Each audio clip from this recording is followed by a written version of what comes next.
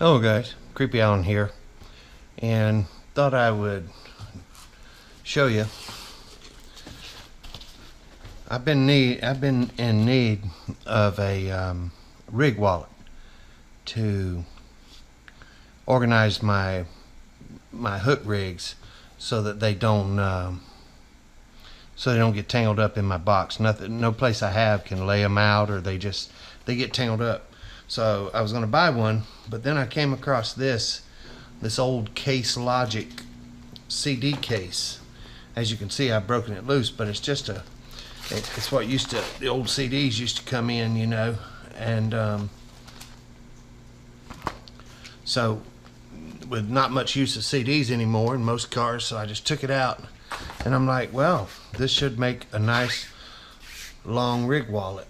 So I've got this. I'm gonna put a piece of this. This is an old exercise mat, or a piece of an exercise mat, and it's got the old diamond plate looking on one side. As you can see, the little kitties have scratched this thing to death. But when I stick pins in it to hold the rigs, I think it's going to be fine. And so let's go to the and then we're going to use this. Once we get this cut, we're going to use this as a separator between the sides, so the hooks don't get, it'll just lay in there. It'll be so the hooks don't get into each other from side to side. So I have two sides. So let's go to the time lapse.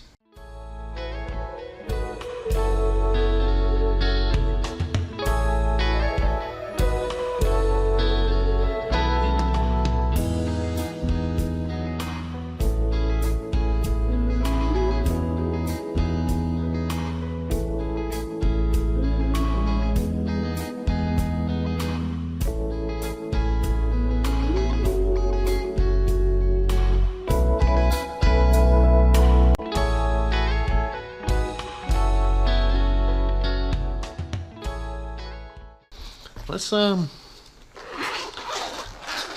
I think that's gonna work out just fine. Let's get the pieces glued in.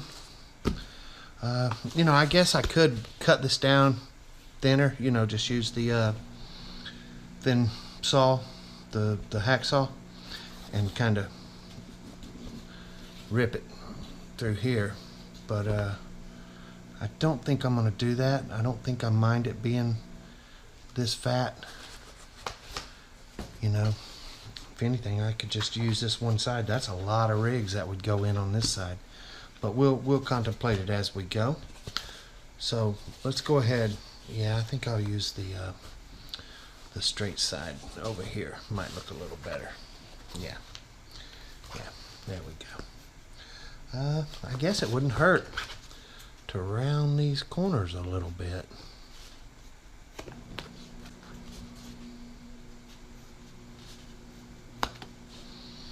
Don't need it.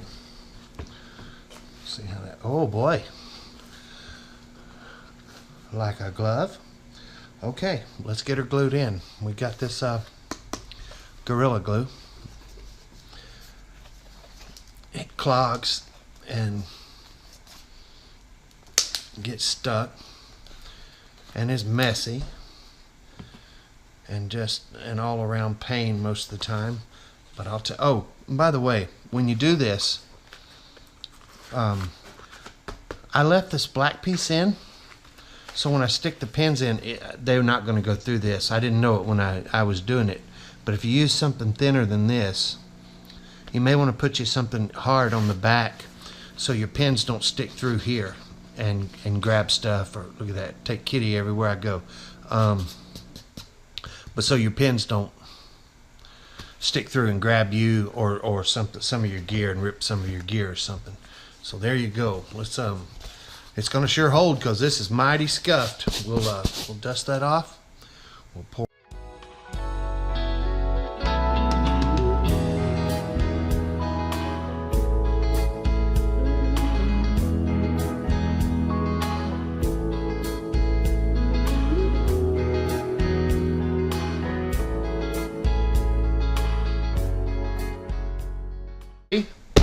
It's a Case Logic rig wallet. And I'll tell you, I think it's going to work out just fine. We'll get some rigs put in this tomorrow, a little while. We'll let it dry. And, you know, now that I look at it, because I'm always wondering how to improve something here, I'm wondering if I take and I just cut it out on the inside here and hollow it out just a little bit, you know. I can use my cutter and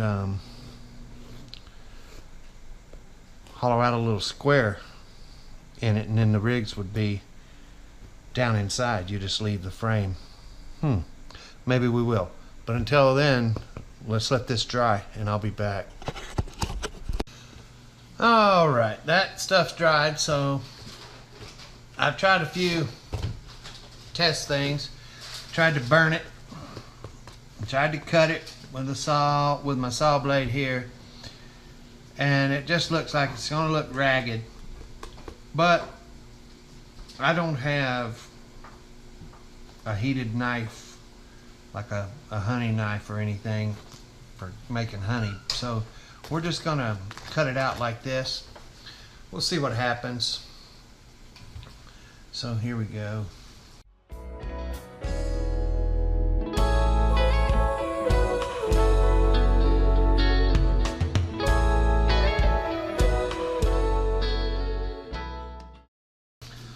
Alright, that's what it's going to look like. I'll come back when it's done. Alright guys, as you can see, I've taken that piece off. That was a total disaster trying to dig that out. So what I've done is I had another piece and I've taken my hacksaw and I've started splitting it down the middle. I'm going to make it thin enough to where I don't have to hollow it out, and it'll still close. It was just too fat with both of them, and then the separator, it was just too fat. So I'm in the finishing stages. It's working, but I'll tell you, if you do it, you may want to get someone to help you and have a little patience, because it's a cut and a bend and a cut and a bend. So I'll come back when I have it done. Alright guys, as you can see, swirl and cut, and this side has had a lot of kitty scratches and this side has not, but it is what it is. So we're going to throw some more glue down here and we're going to put the pieces in and we're going to let them dry and we'll be back.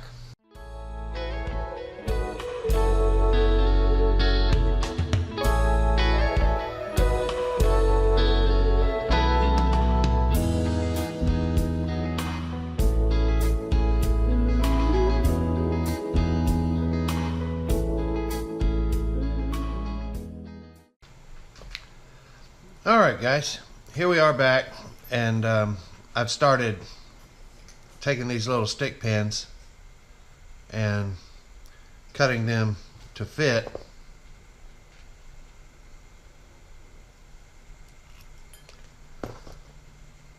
And then we'll take them and put them in there like that.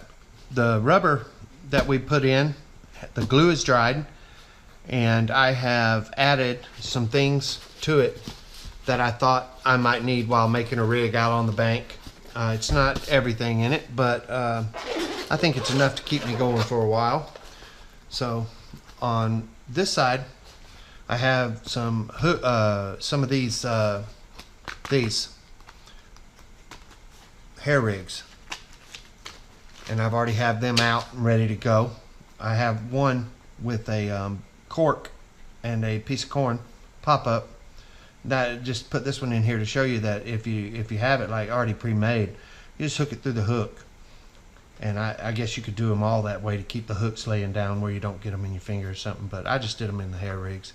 I've got my separator in here. Now over here, looks like a lot. Yes, we have our PVA bags for when we're using bag mix, and have some scissors, some braided line, some bait stops, a lighter. Now this is a bag of zig rig bait, some hook rings, the zig rig loader, some fake corn, your needle threader, and your hook puller. This is some spare hooks and some floater line for your zig rigs. Now these are my bait needles and bait drill and hook latch. You need these when you're baiting with a hook rig or hair rig, you know that. Now over here I've added a hair rig just to show you that you could put some over here. And these are some pre-made helicopter rigs that are ready to go, and they're extra long, as you can see. So what I did is I just pinned them 3 times instead of once, and or twice, and they seem to be holding in pretty good. And I guess if you already had your hair on them, you could just back it up and put it up here. Now I know I don't have any rubber tubing and things like that. You know, the tubing to cover my swivels. I've never used that much. Just used my swivels and my leaders, you know. This European style is all fairly new to me, but I figure these come off pretty easy. These guides, these line guides, and I have some hook rings that I could use to make up. So without the lead line and things like that, these will work just fine. If I need any pop-ups, I can use this 12-pound here. Alright, so loading it back doesn't seem to be that much of a problem.